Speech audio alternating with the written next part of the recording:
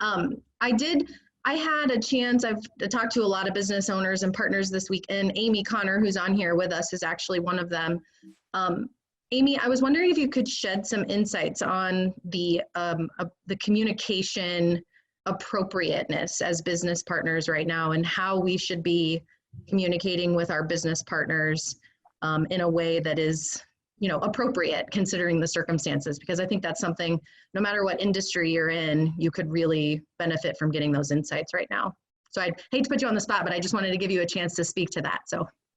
Yeah, thank you for asking. So I've run a company, CMO and Loan, and I came from Fortune 100 companies. And so I've been touching base with a lot of my peers who were in those companies and understanding what are they doing. So to answer your question, the first one is actually about organization. We've offered it to all my clients. I'd offer it to any of you if you're interested, complimentary consulting services, and we're putting together, we have a guide as well I can send, is get organized, get a team together, a few people, make sure you're all on the same page. I'm not going into what's the operational plan. I'm sure a lot of you have that covered, but then decide how you're going to work together, which many of you already are. And then you need to identify all the audiences that you need to communicate to. You'll know them. This is not rocket science, but you just need to be thoughtful about it. And then ask yourselves, what do they need from me? People are getting really tired of in these uncertain times, don't be worried, blah, blah, blah, like just generics. What they want to know is, why are you talking to me? I'm really busy. I'm getting 1,000 emails. What is it in particular that either your operations are different, so I need to deal with you differently? And then secondarily, how can I help you? How can you help them? So the communication, again, somebody said it before, don't sell right now. Trying to exploit it is not going to make you any friends, may make you a little bit of money now, but not in the long run. We've seen that. Make sure that what you're communicating is genuine, and think about it. What is it that you'd want to hear? And then also, people want to see faces. It's amazing to me what a video does versus a phone call. And being willing, even if you're in your sweatpants, even being willing to be seen and to show your face is a big deal. And then the other thing is for marketing and media. People are like, well, what do you do now? Do I cut? Do I not cut? And it really depends on the business. If you're not really impacted, I do have some clients whose businesses are just going. They're actually right now not impacted. Don't stop. And somebody else, I think Louise said it, get ready. Now's the time. Look at your marketing budget. What's essential? What's not essential? What are those things that you weren't sure if they ever really worked? Cut them. So thank you for asking. I'm sure every situation's different, and I'm offering this up to all of my quote unquote friends, so friends of Made. If you'd like a free consultation, I'll put my contact information up. Just give me a call. It's usually a half an hour. You know a lot of this. I just help you think through it. We get it on paper. And then with any luck, you're on your way. But I'm here as a resource, and that's what we care the most about right now. Thanks, Amy. That's awesome. Appreciate that. And sorry, I did have, since Meredith is on the call, I think Meredith is the only nonprofit partner possibly. And I know, I'd love to hear from you, Meredith, and maybe shed some light with the group on what's going on in your world, because I know we've jumped quickly to, how there's been government mandates and shutdowns of businesses, but also there's our quality of life partners that we rely on day in and day out to make our lives just incredibly wonderful. And you are one of those people, and you have been for so long. So the arts community, I'd just love for you to share a minute of, what's going on in your world. I think this group would love to hear from you too. Thank you, Sherry, so much. Well, for those of you who aren't familiar with the Arts Alliance, I'm the founder and executive director of the organization. We're in our 14th year of existence of serving not only the Mason Deerfield Township area, but way beyond those borders. Our audiences come from everywhere. We do very unscientific surveys of how people get to us and where they come from. We offer summer art camps, festivals, workshops, performing arts series, mostly all at Cattell Park. Deerfield Township is an incredible partner to my organization, and I'm very grateful to them. Our home base is at Cattell Park at the Snyder House. And I think personally, the thing I'm I'm very proud of the work we do. We are a quality of life component. We are we bring what I would call public value, but we're sort of an intangible thing, and we rely on donations from the public. We rely on corporate donations, and we rely on artist registration fees to fuel us, as well as grants, although I hadn't applied to any grants yet this year, so I don't know what the temperature for that is right now. But I guess personally, the thing I struggle with, especially hearing all of you talking, is, when you're a quality of life organization, on the what matters scale, where are we on that?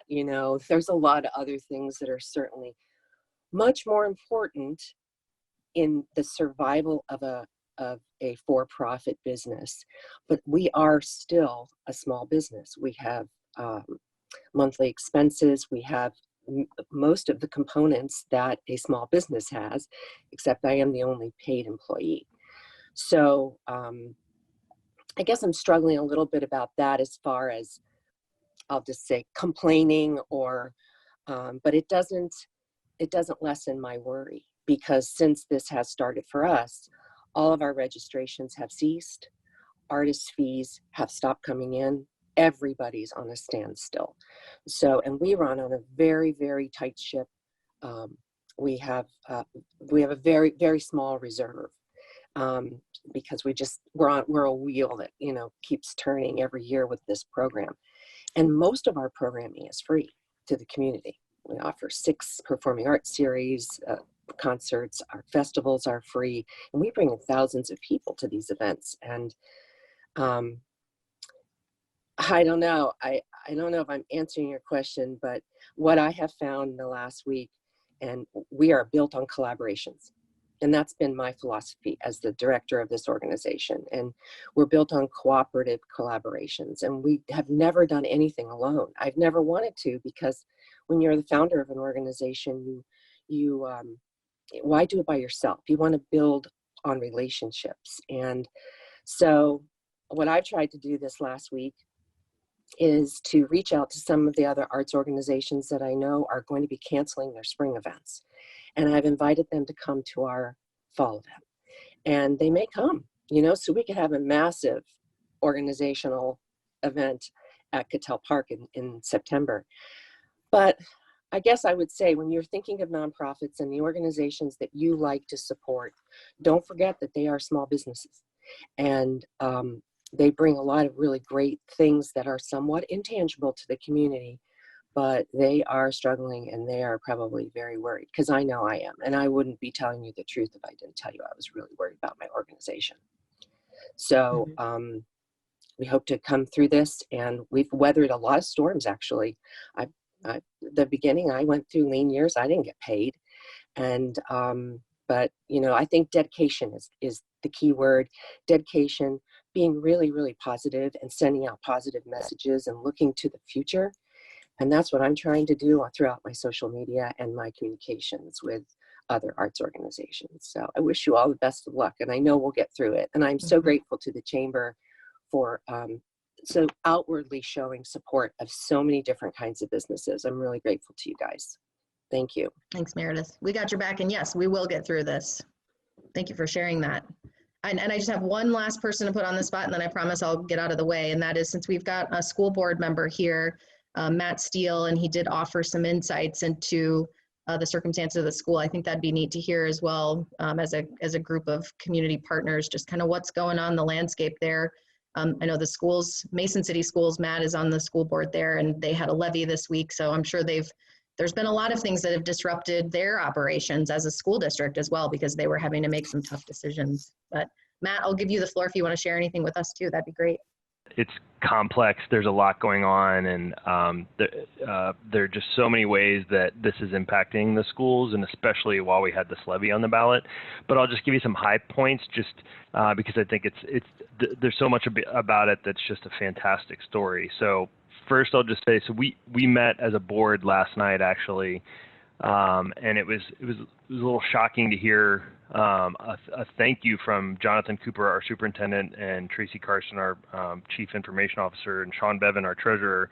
A thank you to the board for meeting, because a lot of other boards and groups like that are canceling meetings right now. And I say that because I just want you to know that there's a group of people who are in it as best we can, but mostly I want to make sure that you all know Jonathan Cooper. You've heard Jonathan Cooper share, but our community is so incredibly blessed and lucky to have him at the helm and his team.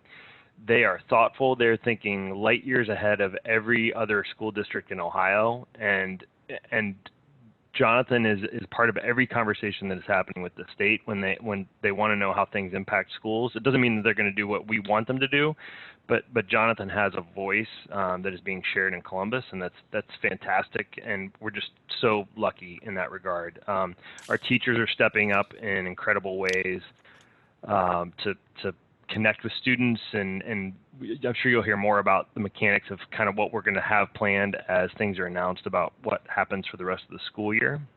But one of the ways that the schools are stepping up is helping with food insecurity in the district. So obviously we have an actual obligation to help feed kids whose families meet a certain threshold of income. And so that's the first priority, making sure that they still get the meals that they would have gotten if they were sitting in the seats in school. And so they're laser focused, and our nutrition team is doing an incredible job of getting that food prepared and made available. And they're constantly thinking about how we're going to be able to do that going forward, as cause they've got some places. Sorry, my dog is asleep next to me in my study, and she's dreaming, so you're going to hear whimpering. But it's just an incredible story, and so, but that was one of the reasons why I wanted to dial into this conversation, because I think that the schools have a role in that for our students, certainly, but it's a part of a bigger conversation for our community about how we all as leaders. I mean, Roger's totally right that there are elected leaders for sure, but all of us on this call are leaders. What can we do to make sure that we're all working together to make sure that needs are met in the community? And if there are ways that we can tap into resources that, for instance, the schools have that we're not deploying right now because we don't have students sitting in the seats, I want to foster a conversation like that to make sure that we're all doing the best that we can together and using our resources to meet the needs of our community right now. And so, yeah, so that's kind of where things are. With respect to the levy, as you can imagine, it's super messy, because we have no idea what's going to happen right now, whether there's going to be another election and when it'll be. If it stands right now, June 2nd is super tough for us, because that puts us behind the 8 ball in so many different ways. Not the least of which is if we were to fail and we were to cut positions, what does that mean for the timing for those teachers to be able to find new jobs? And at some point, we're going to have to start making some decisions about what we're going to do next year, but we don't know whether we're going to have the revenue from the levy available. And now the landscape has changed anyway, right? The likelihood that people might vote for a levy in this troubling time, just another level of added difficulty. So we're paying attention. We're having conversations with some folks in Columbus today and in the next week to try and see if there's a way to even bifurcate the election to say communities with issues on the ballot, levies, and that sort of thing. Let's just vote. Let's have a mail-in ballot, something. Let's get that done. Candidates are different, but there are municipalities, school districts, health districts that need to know whether they're going to have this revenue so that they can plan going forward. Let's get that done. So if you have any questions about that, or any desire to be a part of that conversation, help share those concerns with legislators, let me know. Let's try and foster that conversation. Again, sorry for dominating. It's a lot to share from that perspective. Thanks, Sherry. Thank you, Matt. So let's, Nick, I would like to, I know you had your hand raised. but if I could ask you a question, and then I don't know what you were going to share, but is there anything happening, I guess, in the business relative to business insurance with everything that's going on that you know of, or? Yeah, I mean, I can, Roger's a client. And so, unfortunately, this entire week, we have the privilege to work with coffee shops and restaurants and, the Manor House, just talking to Janet and other restaurant owners and facilities. I mean, they've canceled over $250,000 in events. So I know some of you saw they're making takeout available as well. And I think, Sherry, you posted that as well. And I appreciate you doing that for all the local businesses and restaurants. Unfortunately, there's no insurance solution. So this is the best part of my job is when catastrophe hits, that I get to sweep in and write a check. So it's been a really heartbreaking week for me because the solution doesn't even exist. There's not even a policy that I could have sold to clients to cover for virus or bacteria or any kind of government shutdown. So everybody, Luis, kind of mentioned that there will be an influx when things open back up. But I am deeply concerned for organizations like Meredith, like Roger, that rely on that constant stream of support, and so it's really important to keep those people top of mind. So I assume somebody will probably file a suit in some state that could, again, have a ripple effect through the insurance world. But at this point in time, Amy, you mentioned about all of the COVID-19 emails. I mean, I'm getting crushed with every insurance carrier, every organization that you can imagine that's connected in the insurance space saying, no coverage exists. There aren't even forms to sell or file. But again, it just takes one organization to file suit and then a court to overrule that. So we'll see. But at this point, it hasn't happened yet. And I'm just kind of waiting. So I wanted to bridge on something that Amy Connor had mentioned about the power of video, and Matt Steele with Jonathan sending out video updates. I don't know why companies with Loom or OO use that, but there's another organization out there called Loom. I don't know if they're owned by Zoom, but it could be. But Loom is a great free resource. It's a Google Chrome download that you can add. So LOOM. And I use Loom to do video proposals for clients and to do insurance planning reviews. So the way it works, and I'll show you on, if you don't mind, I'm going to share my screen real quick and you guys can see it. But this is what it would look like. So if you had a screen, can everybody see this? If I was going to start a presentation, I can change kind of the camera and what screen I want to share from, but then I start recording and I can share my screen with whoever, so it's a powerful tool for those of you that want to stay connected to your clients. And I would strongly encourage you to do that.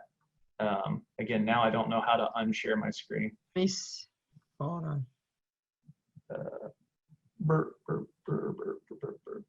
Stop sharing. There it is. But man, again, video, like Amy mentioned, is a powerful tool to connect personally with people. And so I would strongly encourage you to take advantage of that.